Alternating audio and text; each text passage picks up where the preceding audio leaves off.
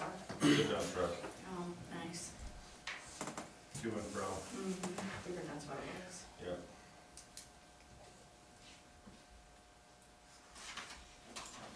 We have a second. I'll second. We have a motion and a second.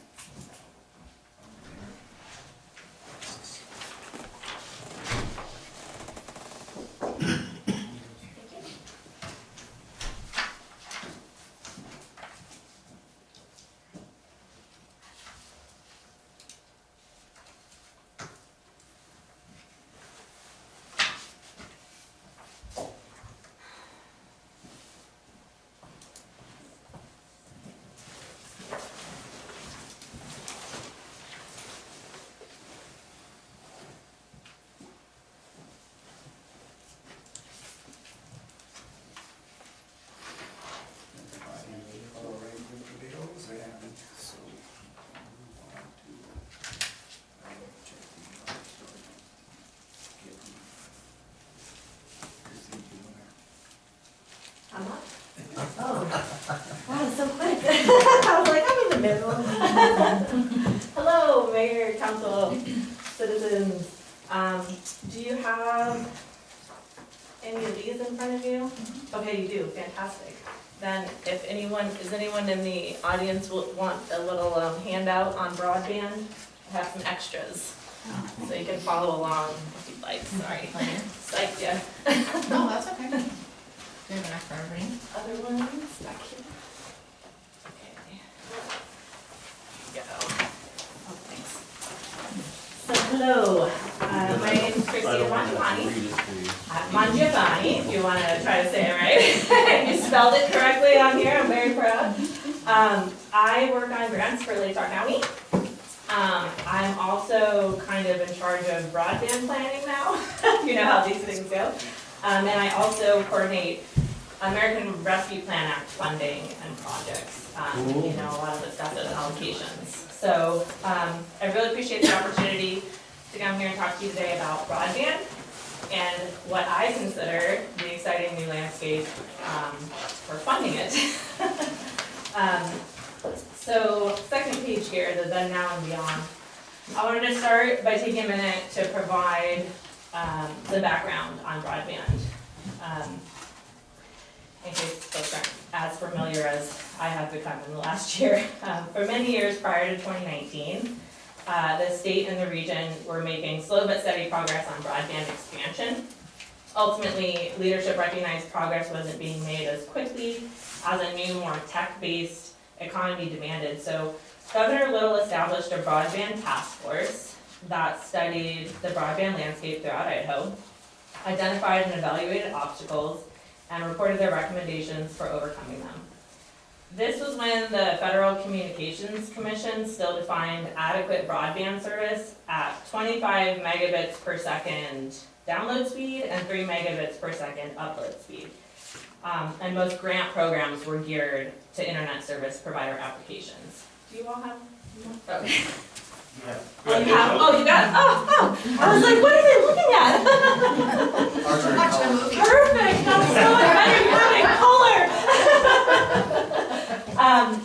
So, but then COVID-19 happened, right? And of course, that changed everything about internet access and who needs to do what where and all that good stuff. So all that work became really urgent, and the barriers associated with cost, territories, and slow or non-existent service had to be surmounted.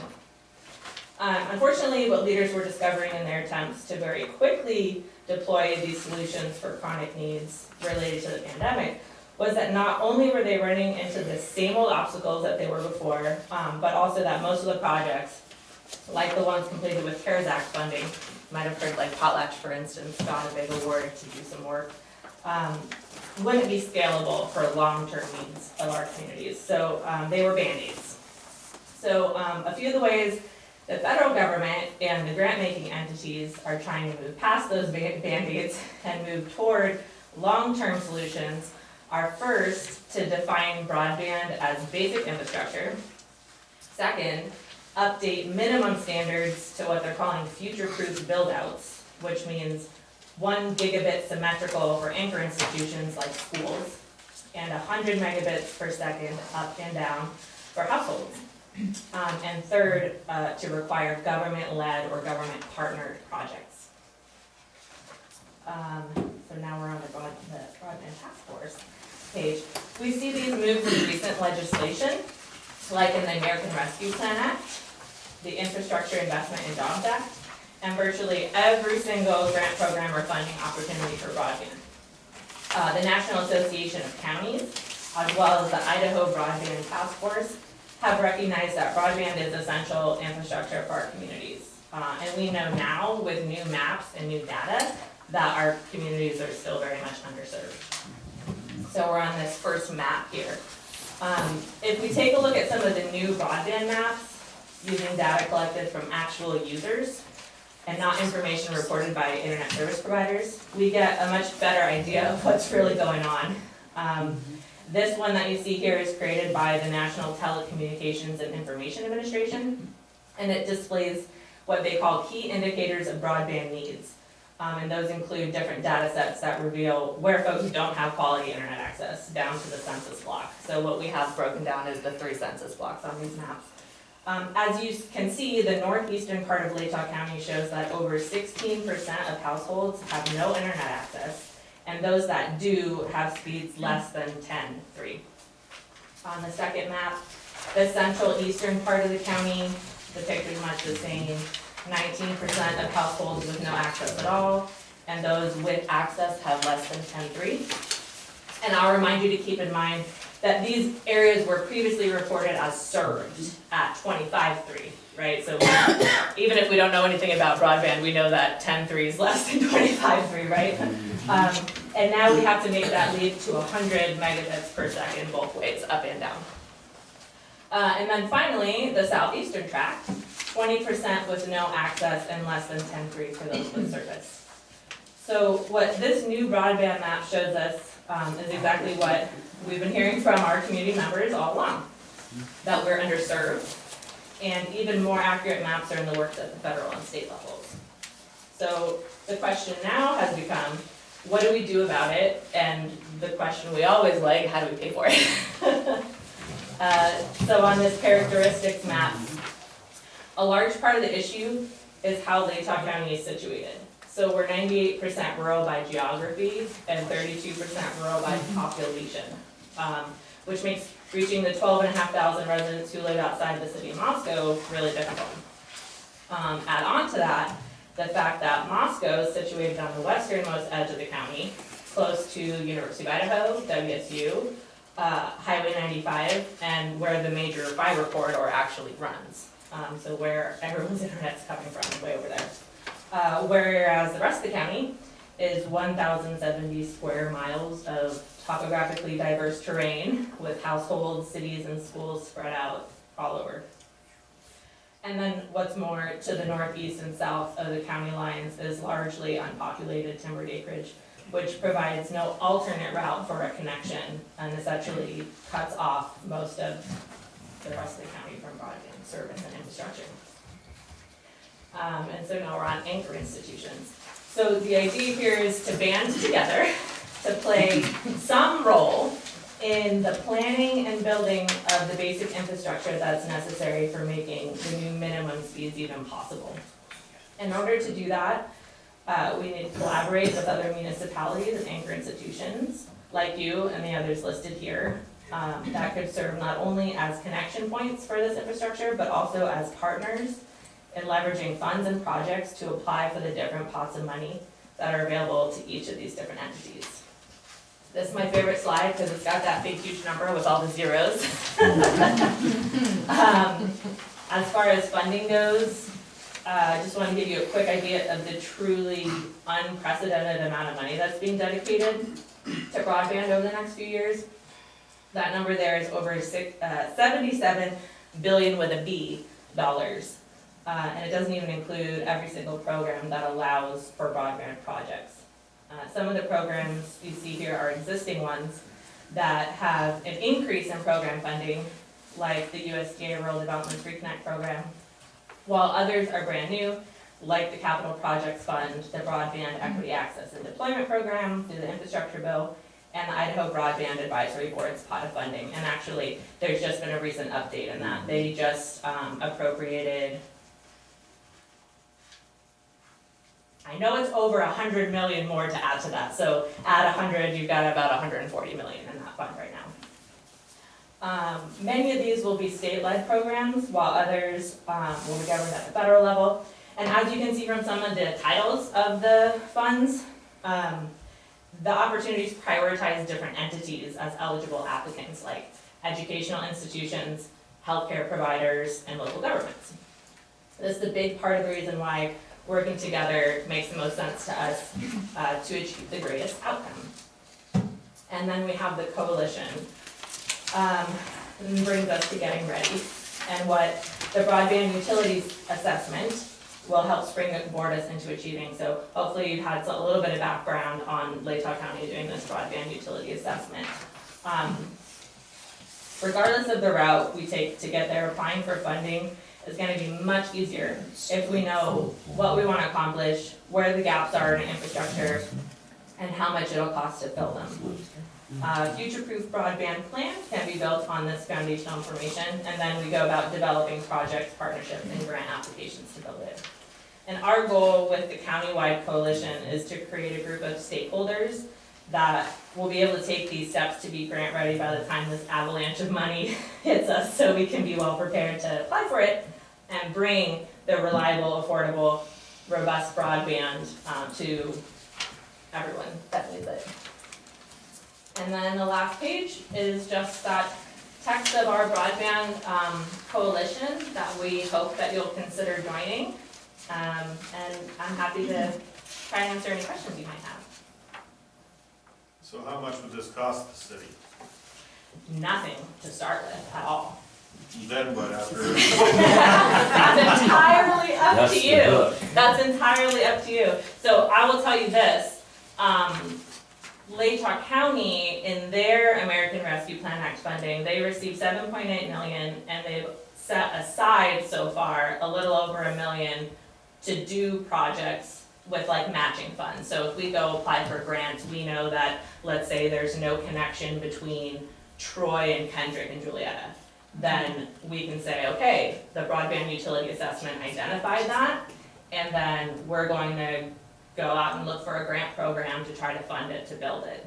That might be in partnership with an internet service provider, it might be in partnership with other cities, other counties, maybe a school district needs to apply for the funding. So there's no easy answer of how much it's gonna cost. It'll all depend on what comes out of what the city decides to do, and any information out of what hopefully the Broadband Coalition will bring. And I'll just tell you quickly, on the coalition, we already have the library district, so that's an anchor point in every city, essentially. I wish I had the list of people that have signed on. I still have presentations to make, but City of Troy, I see tomorrow. We have City of Kendrick, we have City of Beauville, we have, which school districts have I presented to? Potlatch School District, University of Idaho, Deary, thank you, yeah, City of Deary. Griffin Medical Center, University of Idaho, Senator Nelson, who's on the Idaho Broadband Advisory Board, requested to be on the coalition yesterday. So that could prove fruitful, since they have 140 million right now sitting. So we would have to have matching grant funds. Potentially, but perhaps not a requirement. We don't know what the grants are going to do yet. So like, for instance, a new program, it's not related to broadband, although you can put broadband projects in it, for the Idaho Department of Transportation. If you meet certain requirements, there's a zero match requirement. But it all depends on which pot you're going for. So that list on that $77 billion slide of all those grant programs all have different requirements. So I wonder if any of these grants would, because I know that they talked about, because we're putting in for grants for our sewer project, is that going to, because one of our grant writers, Dodd from CETA, said that if we go with the, if we try to go too many grants, then it's going to bump our sewer project out. Too many grants. Like if we go for a block grant And we would have to choose, Now, will they compete? will they compete? Yes. Oh, sure. Well, that's certainly something to consider once we get there. I mean, none of this funding is even gonna be available until, where are you in your wastewater projects right now? Still in the planning Still in the stage. planning stages, yeah. So it's definitely something that would have to be balanced. And by signing this pledge, you're not committing any funding or committing to doing, the agree to leverage available funding there is really just a commitment. We wanted to have something in there that wasn't just like, hey, come to another meeting and listen to more stuff. We really wanted people to get invested in pursuing projects and doing some of that planning. But it's also a reason why we have people like Urban Medical Center and University of Idaho on the coalition, because they have deeper pockets. So just things to keep in mind. But there's absolutely no requirement for you to say, yes, we're gonna figure out how to spend $10 million on this. Absolutely not. And yes, to get back to your water, wastewater grant question, you definitely have to balance that with your own priorities. That said, with water and wastewater, broadband is a factor, right? Like if you're upgrading your systems and you need to have automatic things that use the internet in order to be able to flow rates and things like that, it could be beneficial, but another plug for broadband. And Dodd is very aware of broadband, this project in particular, and he's working on a more regional project with the Port of Lewiston. So our broadband utility assessment is in partnership with the Port of Lewiston, and it's funded in part by a grant from the Imagine Idaho Foundation, which is trying to help communities get broadband that don't have it. What CETA's working on is what I like to call the major trunk line that's gonna come from down south of us all the way up to Moscow. If that makes sense. So, maybe this is kind of a dumb question, but, I mean, what does the city have to do? Is this supposed to bring, okay, so we had a company, actually we've had two companies bring fiber optic into the city. So that seems to me that it's available to everybody in city limits. Now, does this give residents access at a lesser cost? Or, I guess I just don't understand, other than joining together to get grant money, what is the purpose? I'm so sorry. No, you're good, No, absolutely. that's a good question. Yeah, who cares? Why are you bringing us to this? I mean, certainly, if you feel like the residents of the City of Juliaetta are served, then maybe there's no reason for you to be on the coalition. Part of the point of it is to try to get the service that folks need at the prices that they need. So potentially, it could decrease the not decrease the affordability, increase the affordability, decrease the cost. But to my knowledge, there's no, there are no speeds in Juliaetta or Kendrick, and I know for sure at the Kendrick Joint School District, because I talked to Dan Smith quite a bit, their IT director, at these speeds, 100 symmetrical and 1 gig symmetrical, which is kind of what you need in order to be able to do Zoom school or telehealth or work from home, any of that kind of stuff. Well, we get 600 up, 300 down in Juliaetta. You do? Yeah, Every resident? I do. Well, then you're all freaking served, I guess. Is that why my TV jumps so much? I don't know. So how would this, oh, sorry, go ahead, Mark. Go ahead, sir. So how would this affect, Possibility. affect our current providers? It wouldn't do anything at all. Like I say, the coalition really is about sharing information. So the other communities are having a really hard time. The Kendrick Joint School District is having a really hard time. And so that's part of the reason why we said, if we all get together and we all figure out what's going on here, because it's proprietary information. So we know, like along the Ed Corporal Trail, right? There's definitely fiber going on there. But for whatever reason, Dan cannot get TDS to connect the school to it. And so there's just stuff like that going on that we're hoping to remedy, either whether if it's funding, if it's you know, just having the information and being able to say, hey, how come? So, stuff like that. Could that be because of the wiring in the building? So maybe that could be Mhm. an issue with why people can't get it, is because of their own, I mean, I don't know. It could absolutely be And that. would this be something that people could use in Yes. their individual houses to get the faster internet? Well, I don't know much about internet. yeah, no, totally. I mean, really what the coalition is doing is trying to help us figure out what the needs are, right? So, I mean, like you're saying, if you're getting 600 by 300 or something like this, then maybe each resident doesn't, maybe you have the fiber infrastructure in your community that you just don't need to worry about it.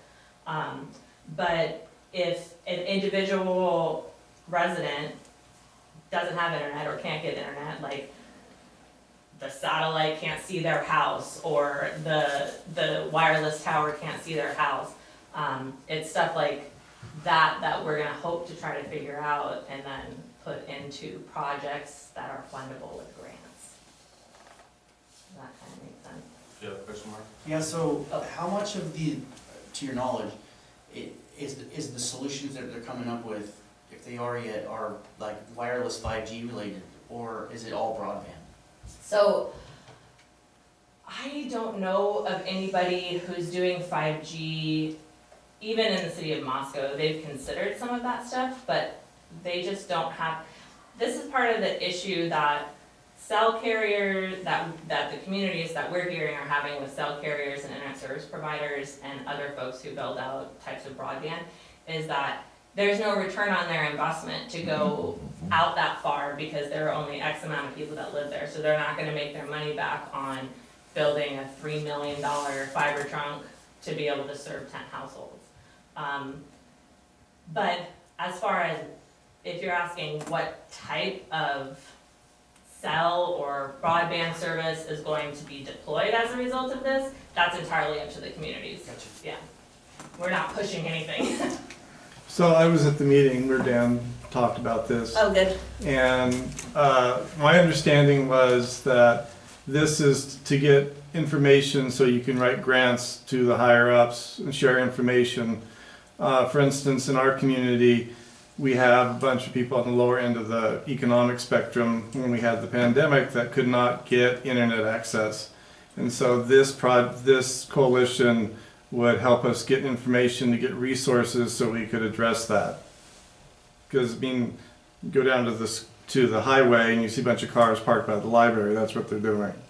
And there's a whole bunch, in Julietta especially, there's way more kids without wireless internet, especially when everybody's got a Chromebook that you use at both Julietta and KHS, they need the internet. And so this will help get us those resources by at least getting us the information out for the need. Yeah. So what if we sign the pledge and it comes to grant time when we figure out that grants are going to affect our sewer project, and we have, there's like, are we still involved if we just say that we can't apply for grants or put our names on grants because we can't risk the sewer project? Or what happens if they, you know, conflict each other during grant time? Entirely up to you. It's entirely up to you. That has no bearing on whether or not we're gonna kick you out of the coalition. That's certainly, we would not do that. We're not trying to force anyone into doing anything. We're just trying to provide support for communities that haven't had enough support to be able to get the service that they need.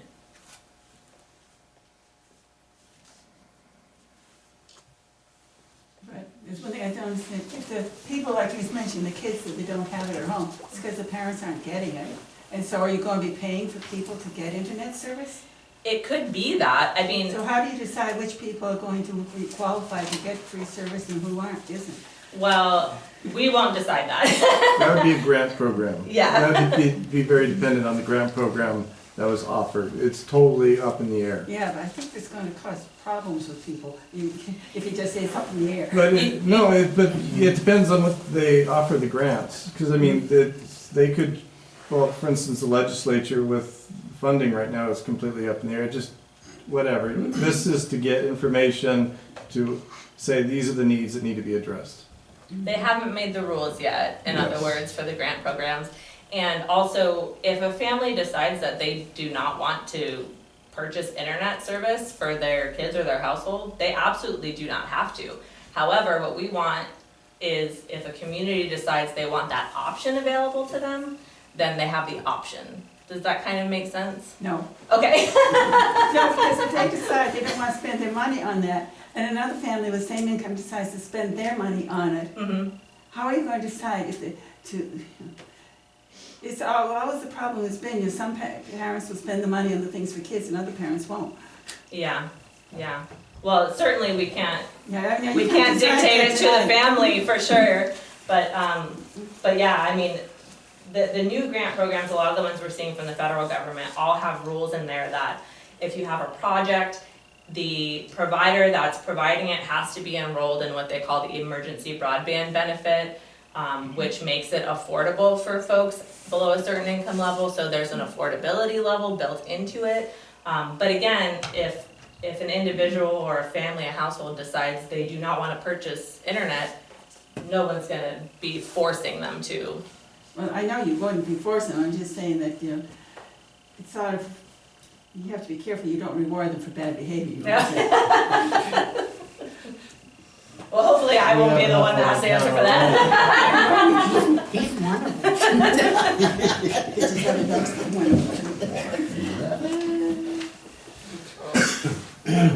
Other questions? Any more questions? So we need to decide if we want to join that's what you're asking us, right? We're asking you to join the coalition with the other cities, school districts, healthcare providers, library district. But, Should we look into our grant situation first?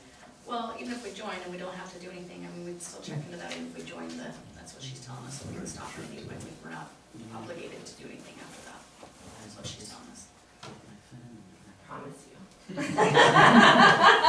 Cross my heart, hope to I don't have not. a problem with that, but I do think that we need to check into that, and then, like Eric said, with the communities, I think that's what we need to think about. Look into that kind of stuff. I just hope that the internet providers don't decide to jack the prices for our citizens. Pretty good.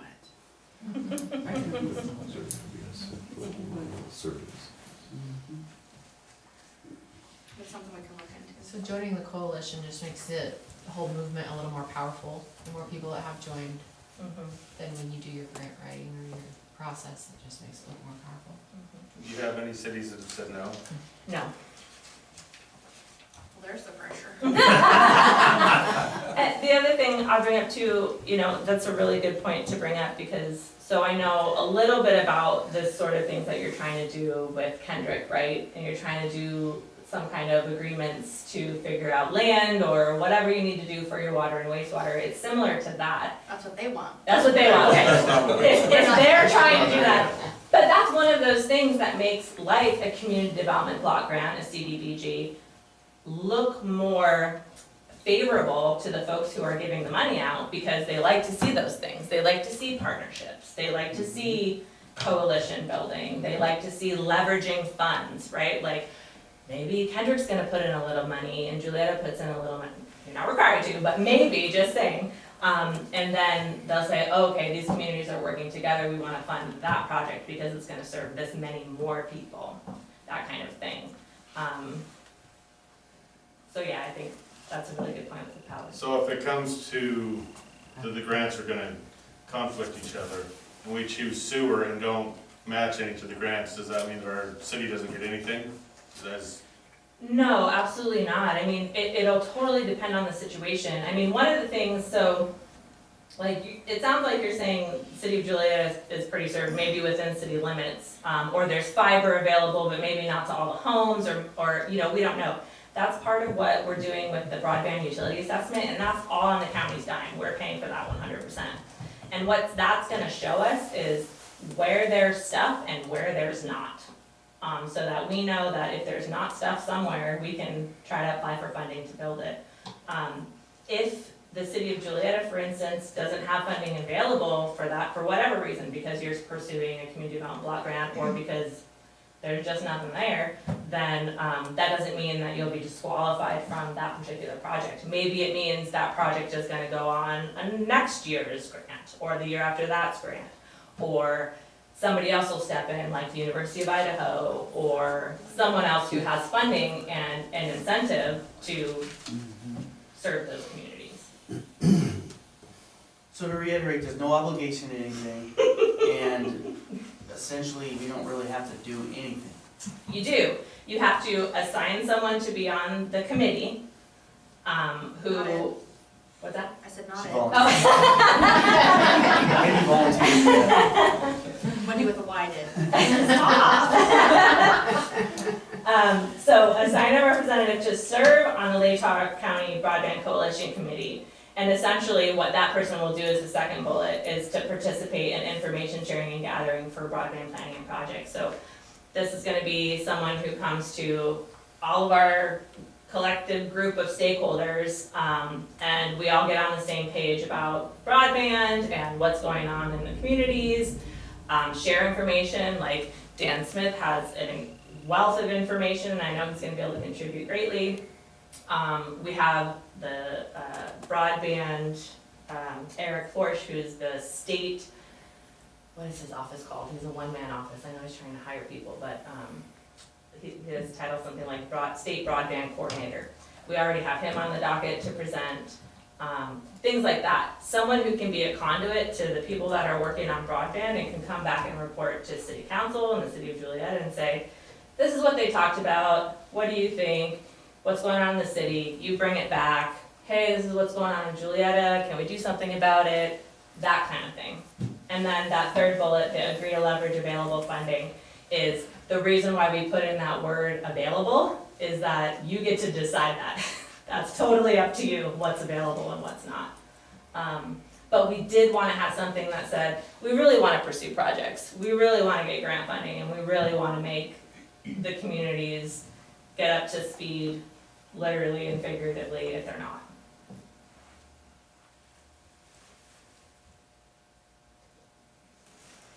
Was that you volunteering? No, afraid not. I work shift work, so it's hard for me. Like, how often do you meet? So the plan right now is, the utility assessment is supposed to be done about in August. I'm hoping to have all presentations completed and all the signatures and coalition members in place by, I was hoping by the end of March, but I'm thinking more like the middle or end of April. And then start having meetings in May. I'm thinking like once a month for 6 to 12 months so that everybody gets on the same page. And by then, most of these grant programs, all this funding, all the rules will have been identified and released. And so then the whole thing's gonna come together brilliantly, like it is in my mind. But that's kind of the plan. So it's sort of a once a month commitment for a short period of time and reevaluate, as we go. There's definitely nothing set in stone. This is really all about communities saying what they need and what they want. It's not about anybody dictating anything. So just to reiterate, you probably said this, but if we didn't join, that doesn't mean we're excluded from possibility of grants and things like that. Right. If you didn't join, it doesn't mean you're excluded from grants. It just means that you wouldn't have access to the information and the projects and the broadband utility assessment that the coalition would have. Is this something that has to be decided tonight? No, absolutely not. No. Just wanted to come and make sure you knew what this crazy lady from the county was asking, and if you had to answer any questions and give you some background. But yeah, if you want to take time, you absolutely can. Probably have to think of somebody to send if we did it, right? Well, Vicky's not here. That's so- what I was Best time to nominate her. Yeah, so City of Genesee, I was there last week. It doesn't have to be a council member. I mean, is there a community member that that's exactly what I told Mayor Herman. I said, look, it doesn't have to be a city council member. I said, I think the best thing it has to be a resident, right? It has to be somebody who lives here, but, somebody who is willing to coordinate with city council and talk to city council. It doesn't have to be a city council person. Eric, you have a lot of influence with the school and stuff that's going on there. Would you be interested in doing something like I've that? got my hands in a lot of Oh, stuff. come on. I literally have to schedule everything, so, Well, here you go. You got so one. I don't need another thing. Anybody else out there? And I got, speaking of Mayor Herman, he said, we don't have to sign somebody tonight, do we? We can still sign it. And I said, yeah. And actually, I got a call from him on my way down here. I think he had a meeting with someone on Friday to see if they would be willing to join. Or be assigned, rather. Think about it. I think we need to think about it. I mean, I don't have a problem with it, but as far as finding someone to do it, Well, and I think I'm we should spread too reach thin. out to Stillman and see if we can find somebody, maybe put it on our Facebook page to see if anybody might be interested before we commit. I mean, Or, you know, everybody can ask around. Ask around. Friends and neighbors and what have Yeah. you. if- I'll ask my neighbor. I just said mine, and I said no. well, my problem is shift work. I never know, like, I just don't know when I'm gonna be available. Yeah, no thanks. That's the way with me, that shift. Right. Well, I moved that we table this until we can, till March, sorry, April. We can talk to Vicky and maybe get some ideas from people. Yeah, she might be able to just, hey, I know somebody. Right, You know, yeah. Vicky. Yeah, 'cause she's, She knows everybody. somebody in school. Yeah. I tried that, it didn't work for me. Well, I got a hard no on that one. do we have a second? My second. Party, all in favor? Passes. Thank you. Thank you. Thank you. Yeah, thanks for your time. Really appreciate it. Great questions. Okay. I got a little warm. It's the standing up and talking. Okay, I'm here on behalf of JCIA. We're looking to put in a electronic billboard down on the Avista pullout where the old Gem State office used to be. Thank you. Normally, I wouldn't have to come to you guys asking for this, but, you know, if, under normal circumstances, we'd have about 60 grand to do this, so, which we don't. So I have to go to a third party. As part of the ITD permit, we need some kind of statement of support from the city saying that they would support a billboard down there. And I was intending to use minutes from this meeting if you guys decide to agree to it. So this would be a billboard run by the JCIA for community events. There'd probably be a subscription fee to it for the city and school board, school district, and whoever wanted to advertise on it. Do you know what the fees are? What? Do you know how much the fees are for us? Nope, I have no idea. Get to that point when we get there. Hmm. But it's a lot cheaper than, you know, $60,000 putting up one. And it's better than a bed sheet. Bed sheet works. And when will you know? What? When would you know? I don't know. So you have the normal people I've talked to for getting these. You have to get all your ducks in a row. You have to get the ITD permit, which includes zoning, city permission, a place to put it, the owner, if it's not on your place. And then get ITD to okay it, and then we would start soliciting donors to pay for it. Now, I know where you're talking about putting it. Is it one-sided or is it two-sided? Two-sided. It'd be Two-sided. like, So, the active part of, it'd be two-sided, the active part of it would be 7 foot wide, 3 foot high, and how high in the air? 12 feet. On a I 12 foot mean, pole. how high of your pole gonna Be be? 12 foot pole. 12 foot. Yeah, this is tentative, because you still have to get engineers to come look at the site, once the permit was okayed. And then, would you put it back to the backside? Or It has to put it be up? 40 foot from the mid part of the highway, and there's plenty of room up there for So it has to that. be to the backside. To be the backside. And we're gonna put ecology blocks, you know, make it more idiot-proof And when will this take place? when we get the money. Just kind It's all, up. This is of, just, all in the area now. yeah. What are the fees for? Electricity and maintenance So it'd be owned.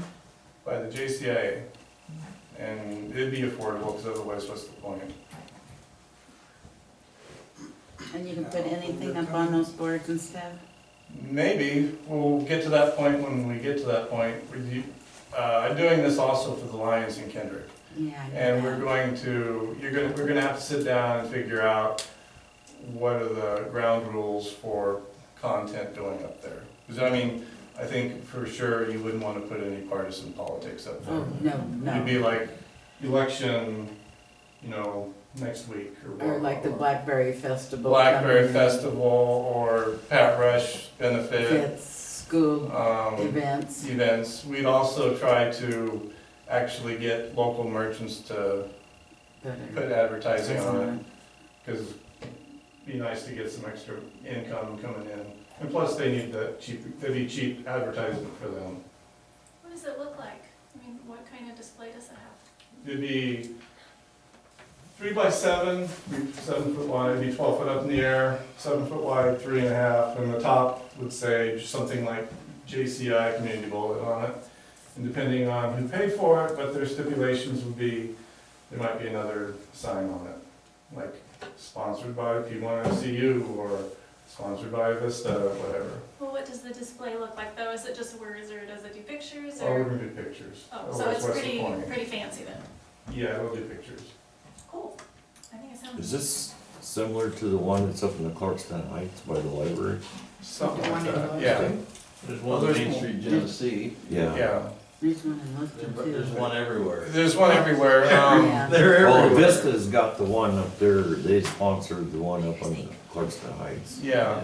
So the one that I think would match the size, if you've been on Brighton, there's a dentist office there, that's about the size that it has. Downtown Tennessee's about, it's about Well, that's what I was 7 feet gonna ask. high. 3, Yeah. and then you've got a sign on top of it. Yeah. So it's a monthly subscription now. If we don't put anything on it, then we don't have to pay, or is it, do we have to pay yearly or? So my guess, so again, we're up in the air here. Yeah, well, yeah, I'm just asking, like, not the cost, well, What's because it- we don't know the cost of like Is the city what. gonna have a cost monthly? Yeah, monthly, yearly. It'd probably be a monthly subscription or something like that.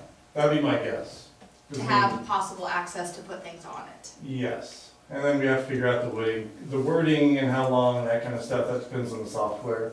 But my guess, to make it reliable, would be like a monthly subscription. Just eyeballing it, I'm not making any definite statements here, it would be like maybe 50 or 75 bucks a month. Oh, that's not bad. That'd be a guess. That's pretty, Can we take that out of yours, is that okay? Yeah, I just wanna say, Eric, obviously I have a business on this, and I don't think people understand the value of this corridor here, like, and the ability to put out information is incredible. I don't like the price already, honestly, of monthly subscription personally, but I don't really know that yet, Yeah. so, but it's. I like the idea of it, that's what bothers me too, is not knowing the price, yeah. the overall price. And I'd like the fire department to be able to say, no fireworks, or, whatever. Yeah, that'd be the thing. Instant communication. Yeah. I like Probably not willing fireworks to give you now. What? You can have all the fireworks you want now. Yeah. Probably not willing to give you an estimate or I've done an estimate of getting somebody to pay for it. So how it works is I actually have an estimate for it, but it's very blurry. Essentially, at the end of the day, once you get the ITD permit approved, they're going to have to come out and with engineers and look at the site to see what things need to be done. So that would add costs. to the monthly fee, or to the No, total of. that's just putting it in. Right. So the monthly fee would be, again, it's totally up in the air. They don't cost that much to run. I talked to people up in Princeton, they said when they put theirs in, it's now no near, Yeah, they don't want to down Princeton. Yeah. Mm-hmm. it's no near, it's just, there, it's just Community black, center. it's, there's no pictures on it, it's just letters. It's pretty, it's very, very simple. They said they didn't notice a change in their electrical bill. This would be more than that, but the kind of the estimate that I got from the vendor was it would be like more than a couple $100 a month. Sorry, a couple $100 a year to run the thing. And the JCIA is gonna pay the We electrical would bill. pay the electrical. So right now, you're just asking us for approval for installation. That you guys would support a sign there. I've already went to Kendrick and got the same thing from them. They said yes. I'm good with that. So just real fast, so for your pay structure, again, you're thinking monthly subscription where you can get it, but people still could do individual? Yeah. Okay, That'd be my, yeah. okay. So, again, up in the air, my guess would be if we rent the JCIA, the community building, and they wanted to put something on, you know, birthday party at the community center, we could do that. Or like Christmas lights and stuff. Christmas lights or something like that. And then you guys, put a lot of stuff out on your Facebook page a lot, so that'd be, a lot of people don't like internet or Facebook, and so this would be a good way to get to So they that. can read, get in a car accident, they call me, no. Well, that's the nice thing, is right there. Most of the fence is gone anyway. Yeah. Yeah. Somebody else Well, right already there, took it you're, out. I'm it's, just teasing. yeah, right there is pretty inert. There's actually, ITD's pretty strict about where you can put one of these things. So at that, like coming from Kendrick this way, it's gonna be pretty visible, but you're coming around from the park, is it gonna be pretty visible from that way for like distance wise? Actually, that would be the more visible way, because coming from Juliaetta, Oh, you're coming around that corner. coming around that corner, we're gonna have to talk to the mill about cutting a tree down. Actually, from the shop south, Yeah, the first 80 feet belongs to Clearwater Power, the second 80 feet belongs to Vista. yeah, but there's a tree between the view of where we're gonna put. We got a chainsaw. Yeah, that's why I didn't figure it was gonna be much of a problem. So is this on the, is this property or state right? This is the Vista property. They're okay with it? They tentatively agreed to Let's it. see what that. So I'll believe it when I see their signature Yeah. on the permit. Oh, I have to look now. I'll make a motion to approve the installation of the LED reader board for the community events on Main Street. A second. We have a motion and a second, all in favor? Thank you. Passes.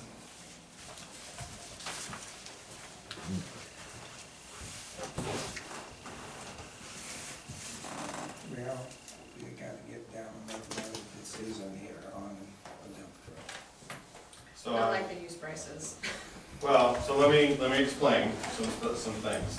So other than the yellow one in, where was the yellow one at? Where's this tree you're talking about?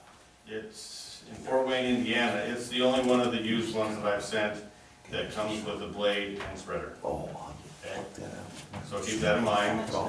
It's $42,500. In Indiana, Fort We're not Wayne, worried about Indiana. it, obviously. Has 144,000 miles on it. It has the Cummins, and it is a 8-speed manual transmission. And you said that one comes with everything. That one says it has the blade in the back, and if you look at the picture, it has a different style of spreader. Looks like it's actually a liquid spreader, right there. So we might not be able to, we'll have to see if we can, if you look. That's a liquid spreader. So that spreads like the de-icer liquid. So we might have to see if our spreader will fit on the back of this particular truck. So these are some of the other used ones that we've found have since been sold. So there would be a possibility of a spreader. So you're still, it could be upward, like the big spreaders are 20,000–25,000. Okay, so that's something to consider. The Ford is just there for visual aid. The quote that we got on the Ford is $65,000 for the truck, and brand new, and it's an F600 4-wheel drive. So the benefits of the Ford are it's going to be cheaper to maintain because it's smaller. It's four-wheel drive, so it's going to get around better. But the initial cost is going to be more. And that's the last one you sent me, right? Yeah, it's white.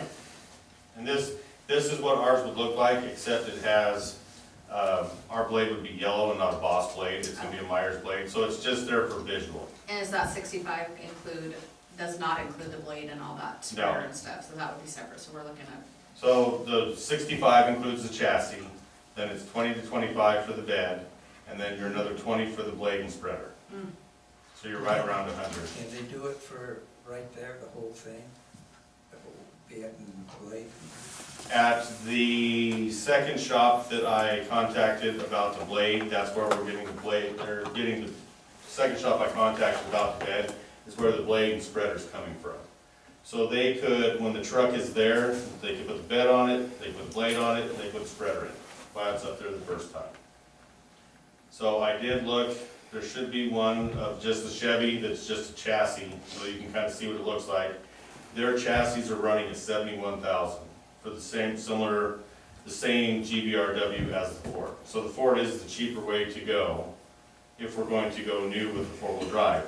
But some of these used ones, there's the one in Pasco that has 236,000 miles on it, which is not a lot for a diesel engine, but there could be potential, you know, we don't drive it a lot, so there's a lot of life left in it.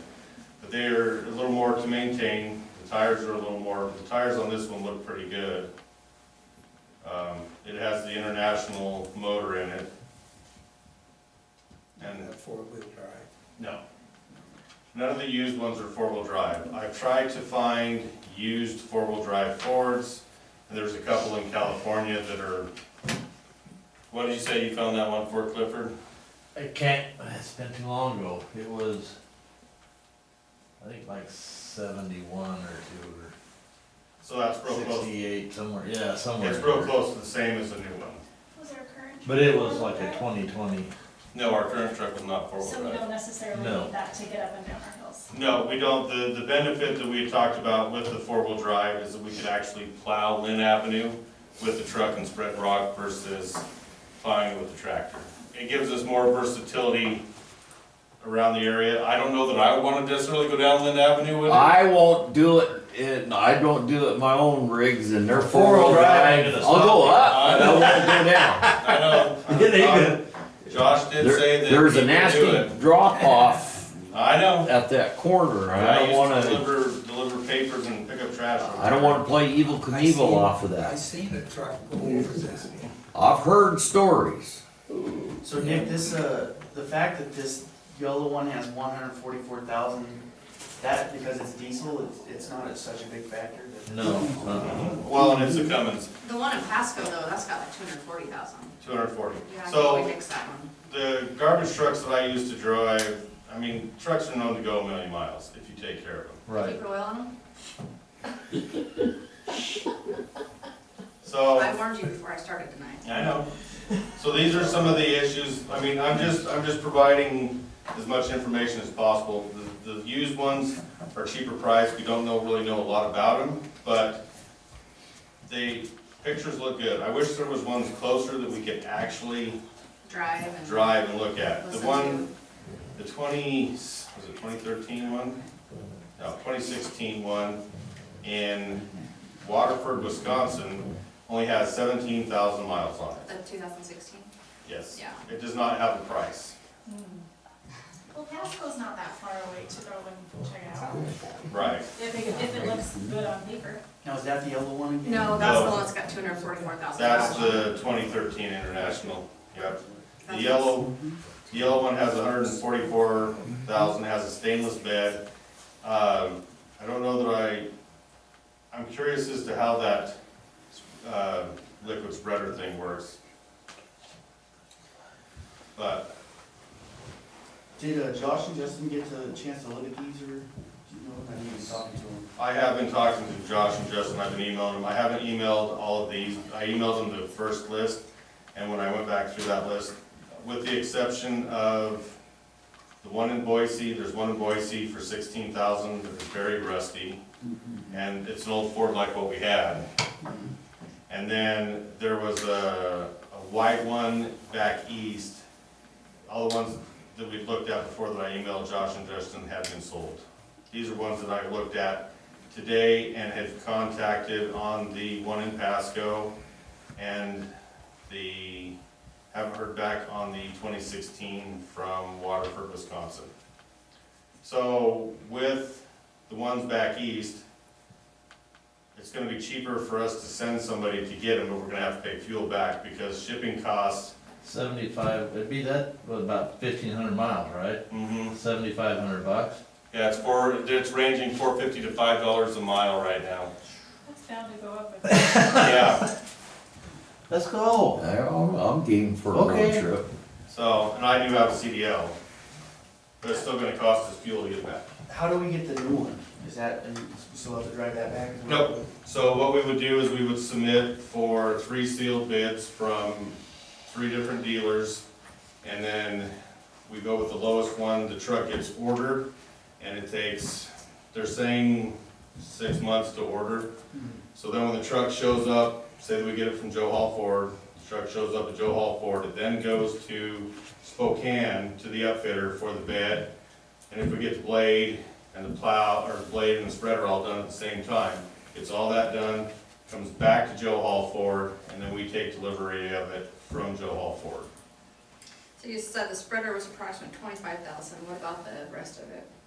The blade and the spreader for the Ford is, let's see, where's my email? We had a quote on that. I have a lot of emails, sorry, just a second.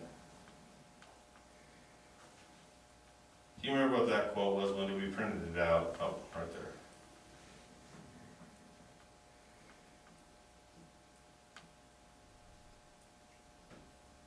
So for the Ford, it's going to be $21,000 for the blade and the spreader together. I like that. That's not bad. And the bed is 25. So we have 2 bed options. I wish that Josh and Justin were here so I could ask them. I got a quote, when I originally did the quote from Ford, they reached out to a place in Spokane, and the bed says that it's a landscaper body. So, because Josh said that he needed the taller sides. So with the taller sides, it does not come with a tailgate on the back. It comes with just doors that open. So I don't know how well that's going to work for our application, because I know that like when we did roll-off stuff, if you put too much weight against it, then you have to, it's hard to get open. So I did reach out to another company, the one that's going to do the blade and the spreader, and their bed is $25,000. So it is a little bit more than the original bed, but it is a true, So we're looking at about 115 to 120 for a brand new one with everything. Let me add it up.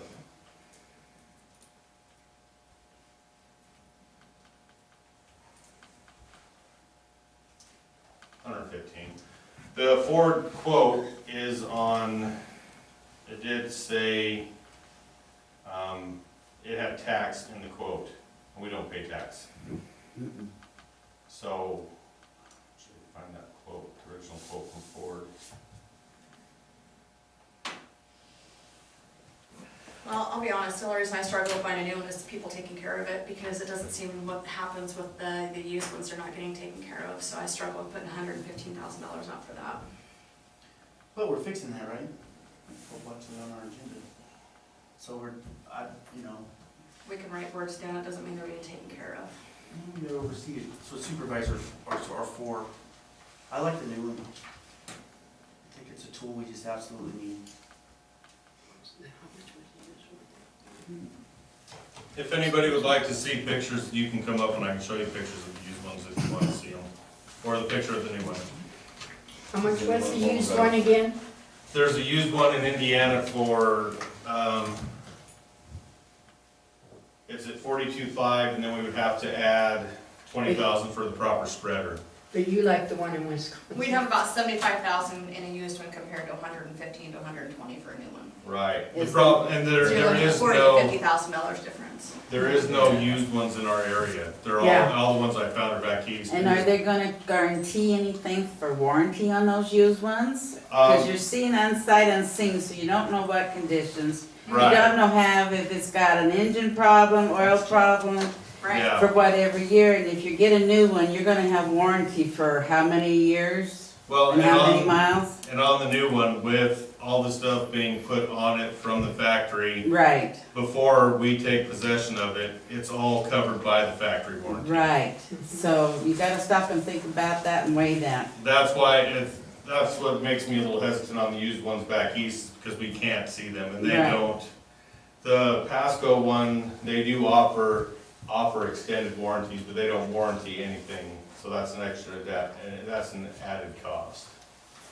And Whitney's right, I mean, we need to make sure they're being maintained Oh, correctly. absolutely. But I Oh, well, think, yeah, that's why you got your, I do Where we think, are where we are right now. yeah, but I do also think that pending that we're gonna take a lot less risk getting the new one.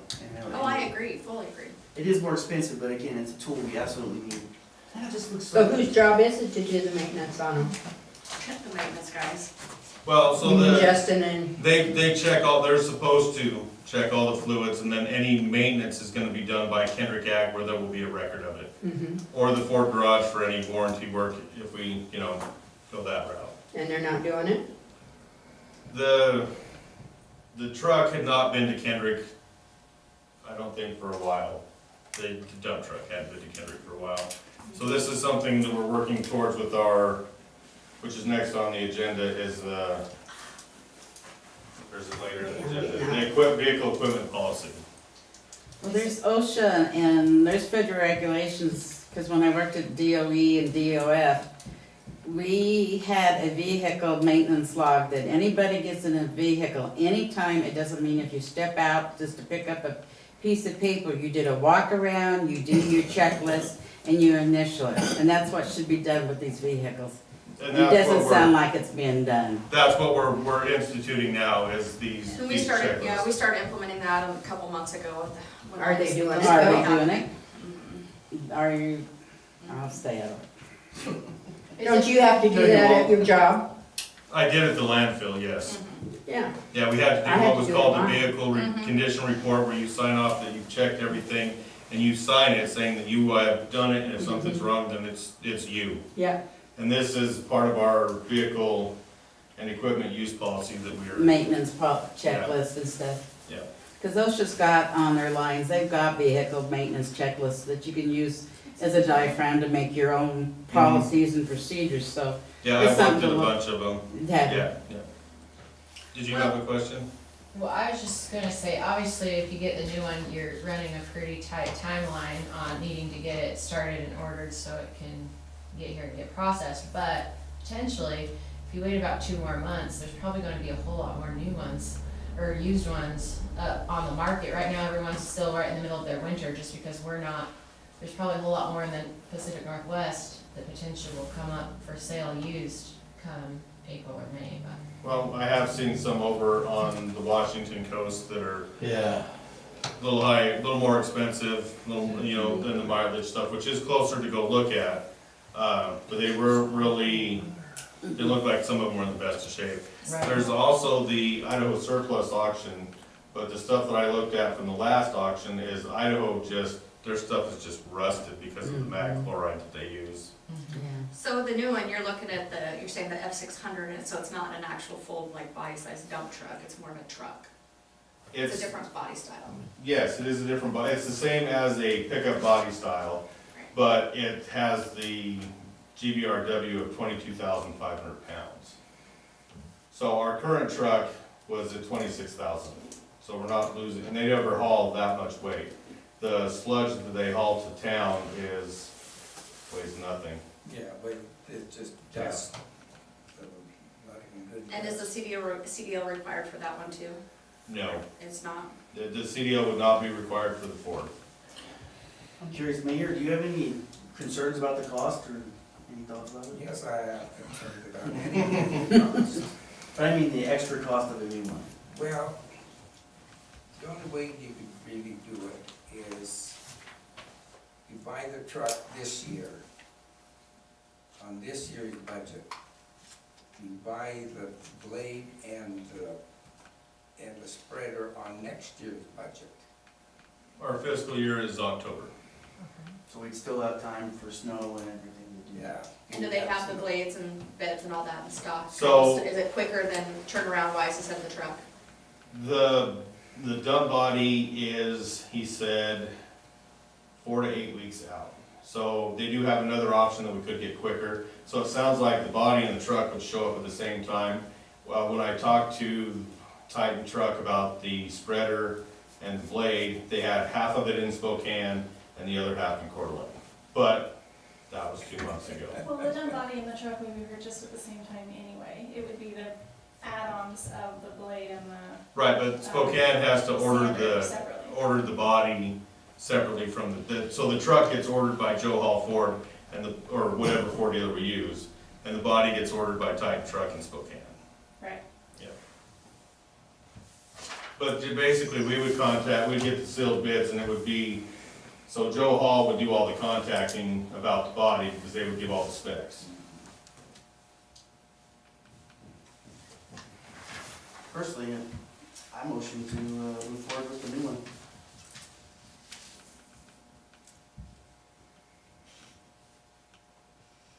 I think that's a good idea with a warranty on it, And the maintenance log. and the maintenance log. Oh, that's coming next, honey, don't you worry. And the mayor's suggestion that we budget it that way. How long So you wanna go with it, and pay for it in 2 years' budget. I think that's wise. If fiscal year's in October, we should have plenty of time, right? Is that what we can do? If that is our best bet if we go with a new one. Even, because, Split it up. Quick question about that though. Is there an issue that if we do that with the October budget, that it's gonna take a while to get here? Pat, before the snow gets here? No? So what we would set up is just have it set up to be put on after October. I'll explain to them that the blade and spreader have to be done by after October 1st. Delivery could come But after it would be October purchased 1st. separately after. Purchased separately, yeah. It wouldn't be purchased with the truck. yeah, and then you got plenty of time to get it on, because you don't get, a snow around here till November. middle of December. Well, and with the new, the snowplow prep package that they have, the installation, they said takes 2 days. The polyhawk spreader kind of slides in, we'll have to make sure that the bed people weld in 1 year. hooks We to tie it down. trick-or-treated when the snow. Yeah, I know, we've I'll got second that. his motion, not going with the new one. It's a new one We do for it in drive. 2 fiscal years. Yes, it'll be an F600 4-wheel drive with the 6.7 Power Stroke diesel. And the reason I think the diesel is we're gonna get better longevity, and it's gonna have an exhaust brake for our hills. Yeah. So I think that's our better option. The gas motor is cheaper, but gas isn't gonna get as good mileage. We're gonna burn up brakes with no exhaust brakes, so that's why I priced out the diesel engine. For sure. Yeah. Like you said, if it's being maintained that well anyways, it will go hundreds of thousands a month. Right, and we will make sure that everything is documented at Kendrick Ag or the Ford Garage and keep all of that record on it. Right. And if you take it to the Ford Garage, they are, if guaranteed, and you get better, or anyway. Right. I Warranty. want one to new reads. And you find out that you take it back where you buy it, there'll always be. Well, Better taken care of. Better taken care of, yeah. Take care of them, and they is always courteous and take care of you. Well, so, did we have a motion Yeah, on we the have a table? motion and a second. We need to, I seconded it. okay, All in favor? We go with a new one. so I will contact 3 dealers and get the sealed bids coming, and then we can have that all done. And I don't know if we might want to, like, if we can get them quick enough, maybe try and schedule a special meeting to get a little further ahead once we get the sealed bids. Do I just have them send them to you, to the city? Okay. I think we should decide on a date you want the bids by. Yes, we have to have. I mean, do you wanna wait until next April? I don't think we should wait. I don't think we should wait either, I think it'll take 2 weeks. Because they're just starting to build the new rigs right now. And the trucks are one of the last ones to be on the production line. With the fleet vehicles, they have a separate division for fleet vehicles, so they're built on their own line at the time of order. Or, well, they get put in the queue, I guess you could say, to be built. I just think plan out for like 2 weeks and just get it done. You think we could get bids in 2 weeks? What is your experience in getting bids? Well, You got plenty of time at work. I think I can try for 2 weeks, because we've already kinda got one I'll make it official from Joe Hall and have him send it to you, and then I'll I just gotta find fleet ones, like, not every Ford dealer is a fleet dealer. Is Jess Ford and Pullman Fleet you? That's what I'll call in the morning, is Jess Ford, Mike White, Corwin, Lithia. I'll call around and get fleet ones and get them going on it. Because the city you don't pay sales tax on it and all, and so, you get they'll give you a better deal on a city buying a rig than if you buy one, because they. Well, it's guaranteed to buy and sell. Right, Yeah. yeah, I'm out of things that. Good job, Nick. The date, I'm sorry, I just need a date. So- 8, well, what about in the 20s? The 22nd will be 2 weeks. Okay. That's what I'll shoot for. Because it won't take that very long. No, I think the last one I got from Ford was just a couple days, and that was mostly the bed build. And I've already kinda got an idea of where we're gonna go with the bed build, so that we can just say, well, we've already talked to these people, so they have to, what we're kinda looking for. If you can find me something equivalent cheaper, then that's what we want. Did you say you pay upon delivery of the finished product? I wanna say, let me look at my email real quick. So I asked that from We might have to put a little down. maybe. from Ford. They can trust you. Can they trust you? Right. Not every place will do that for everybody. Right. But if you've dealt with them before, why, yeah, they're pretty trustworthy. You don't have to put anything down till it's delivered, and then I wanna say, I wish I could find that. He said something about like $500 or $1,000 maybe. I know that's like that could be. that, but That's just kind of make sure Standard that thing. you're going to. yeah. I will call him tomorrow for sure, but I didn't think, we don't have to pay for the entire truck until it's here. I thought he did say something about, Now, there's probably a little bit of a, I think deposit is doable, I'm not certain how the whole budget will work since Bonnie's not here. If there will have to be any shuffling around. I put money in for this emergency. Did you put this much money in? well, I will find out for sure with you and let you know. Okay. That'll get one of those. So by the 22nd, Yeah, 22nd. I will let them know that that's when they gotta have them mailed to, PO Box 229. what city? Idaho Falls. I don't know this. And it's not not addressed correctly, your postal clerk will not deliver.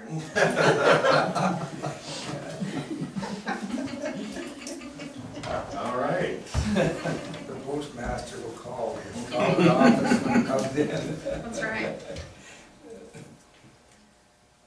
The dog park was something that Vicky brought up. I move we table it till she's here. Sounds good to me.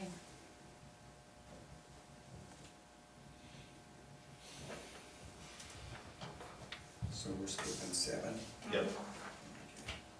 So then we go to So I looked at and made some changes on that vehicle policy as well that Wendy sent out. Did anybody else look at it and make changes? yes, I looked What do you at want it to and I change? just- Where? So I took out the part about the police, because we don't have police. And then I thought on the driver evaluation as far as like, Okay, hold on, accident reporting, saying that, or traffic violations, where are we at? so we're on page 1, section,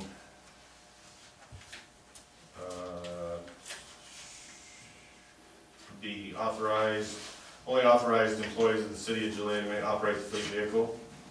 That's not about the police one. Oh, I took that police part out, but that's where my changes start, is right there.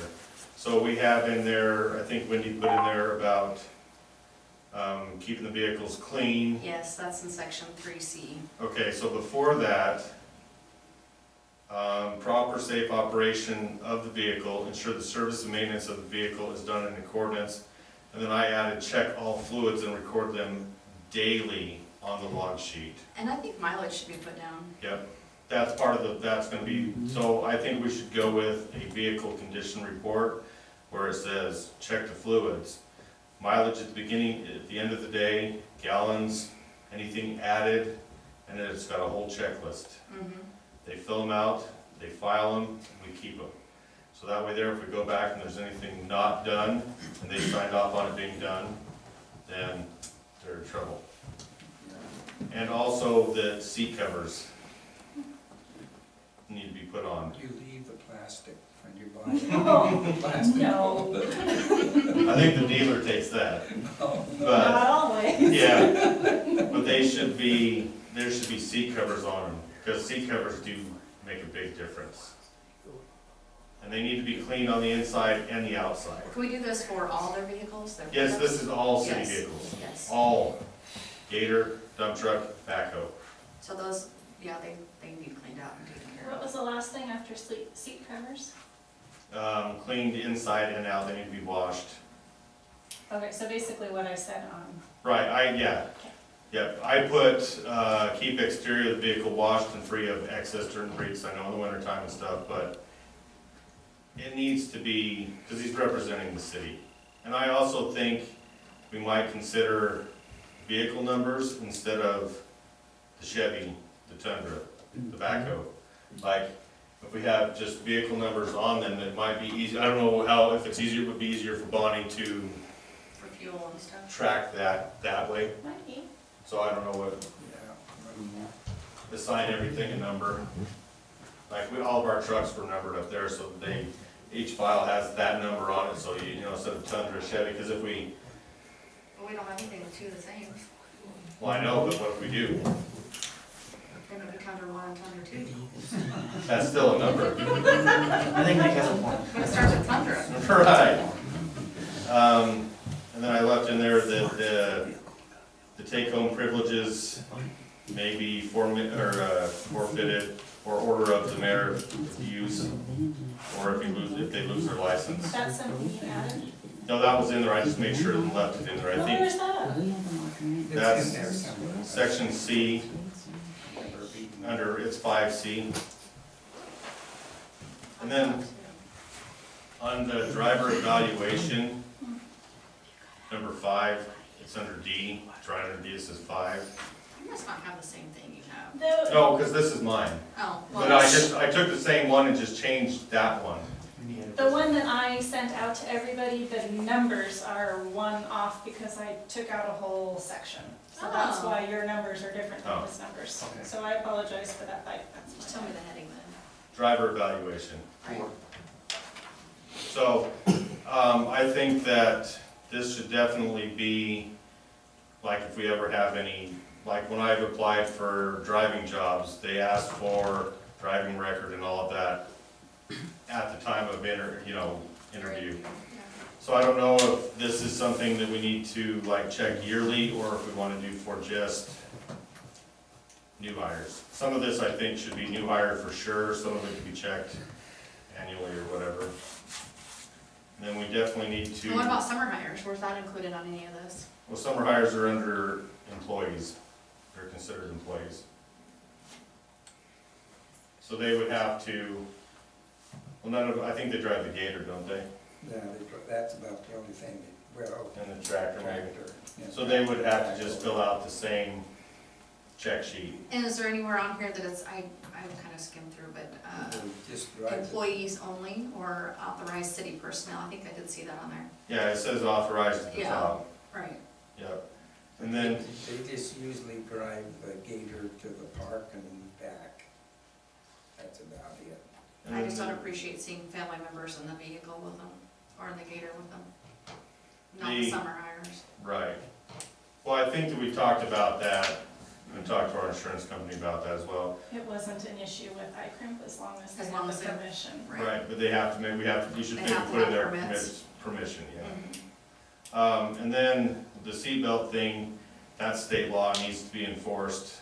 You know, I know some of them just clip it and then sit on it, so they're not technically wearing it, which is an issue. And this also says, talks about the smoking, no smoking, proof of insurance, and report any accident. I've seen a lot of extra little dings and dents on the Tundra that I didn't know were there.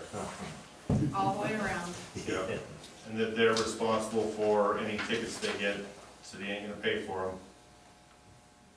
And, Good question, what's your? oh, go ahead, I'm looking for something. So on number 12, on ours, A, if the city employee is in need of maintenance or repair of equipment, it should be scheduled and performed as soon as possible by the driver or other maintenance employee. So how does that process work? If Justin sees his check engine light and he's hearing a ding, he has to call the maintenance, or does he go to the mayor, does he go to the, like, what happens next? He would schedule it with Kendrick Ag. If it's something Kendrick Ag can't handle, then it'd have to go to the, Or if it's a warranty issue, then if it it's a would go warranty issue, to then it the would go down to the, Chevy garage. Do they notify someone that they're doing that, or is it just they take care of it? well, I They think better we'd let the mayor notify know. someone, you better Yeah. notify me or Wendy. Should Yeah. that be in here? That should probably be in there. That's I think on mine, anytime they have to take up their It race. says prior to proceeding with major repairs or major maintenance needs, the driver must have approval from their supervisor and then schedule the necessary repair. So that's not anything, that's So just what you call major? Like, if you have to send it Well, the off. oil is basic, but if the light is on, then that would be a major. right. Anything that If goes. that light is on, they better just park it and not move it. Mhm. Yeah, see, in mine, I said On the the record, that's the what driver happened must last have time. approval from their supervisor Before they decide to run and to or the market city and put oil council on and it. schedule the necessary repairs. Gotcha, okay. And I can send you mine. Yes, please. Okay. So that is in there. And that they, have to sign and do all of that as well. So that's the things that I kinda come up with. I'm fine with that. And then I think after I'll send you mine, we'll figure that out, just drop it by iCrimp, Okay. make sure they, So on that Excel sheet, are we gonna have it to where, like you said, they have to check off this and check off that, and they have to go, like, when you're running a vehicle, you're gonna go back and say, oh, there's a scratch here, there's a scratch there. they have to do a walk-around inspection to see, but if there's anything, like, if he knows if they know they done something, then they need to let us know.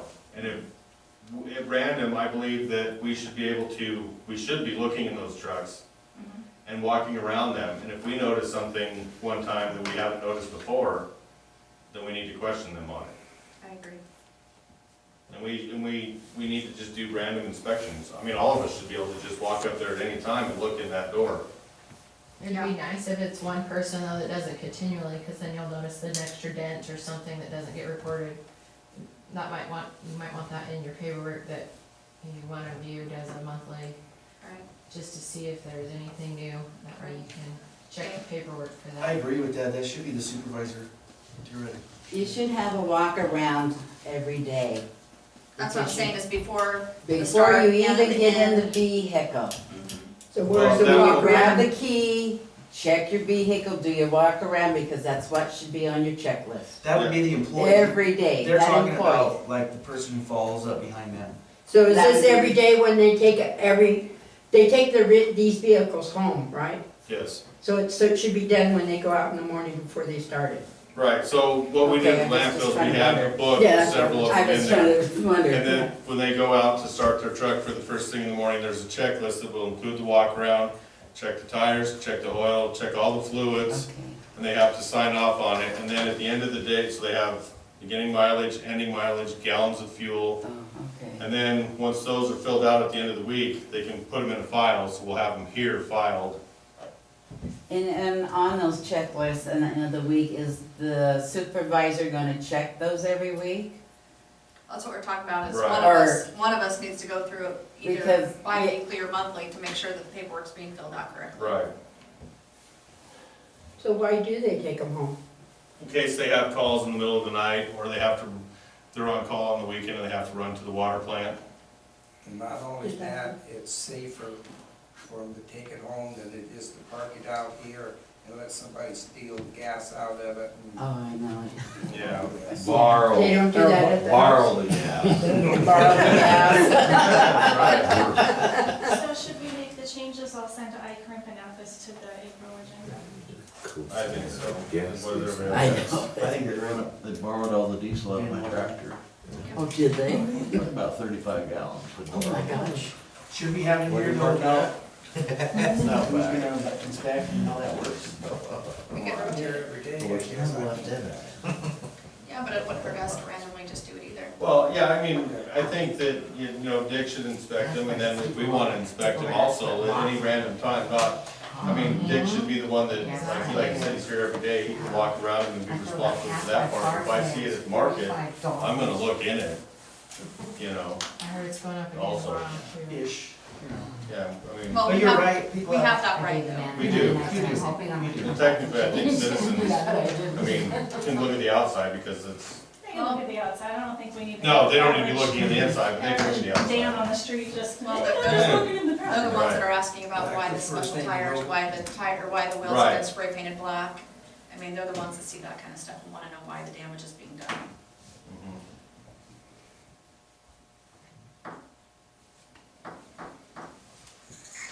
Yeah, sounds good. So do you want to, Do I need a motion, Wendy? You can make a motion, but I'm just gonna put it on next month's agenda, so Okay. you do you. And I'll send that copy of mine to you. well, how about you, Wendy? No. So I've talked to Robert at TDS, and his bucket truck had been broke down. But he is going to take the rest of the lights out of the trees for us. I think he might have got it back today. I saw him with it today. I think it was him. But as soon as we'll meet up and he'll get the rest of the lights out of the trees for us, and then the Christmas lights will be down. And I want to thank Dick for, he took down 90% of them. I hadn't had a chance to get down there, so I appreciate him helping me out with that. And we'll get the rest of them down, and I think we had a pretty good year, and look forward to next year. That's all I got. Josh wanted me to ask about a bid for a tank cleaning, and he said he needed a yes or no. Well, we can't do that It's now, not on the because agenda. you got it beyond the agenda. Yeah. Well, I thought we talked about it last month. Well, we did talk about it, but we didn't, but it has to go, if he wants it on the agenda, he needs to go to Wendy. Mhm. The rest of us mean nothing.